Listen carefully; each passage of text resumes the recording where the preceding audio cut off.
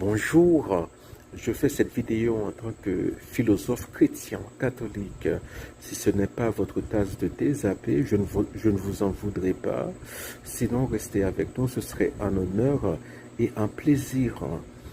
Souvent, lorsqu'un ex-catholique devient protestant, on lui pose la question, acceptez-vous Jésus comme votre sauveur personnel? Et voilà, donc cela implique que lorsque la personne était catholique, Jésus n'était pas son sauveur personnel. Hein.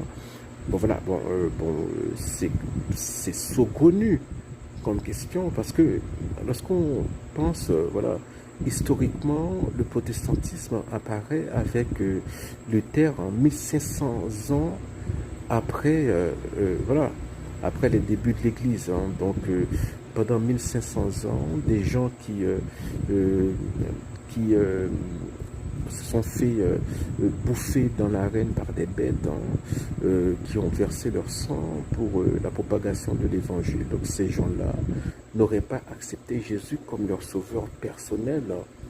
Et ensuite, il y a la question, hein, voilà, c'est une question saugrenue parce que, à mon avis, elle reflète, hein, voilà, la façon dont le capitalisme individualiste, le consumérisme individualiste à la sauce américaine s'est immiscé dans le christianisme, dans le protestantisme contemporain.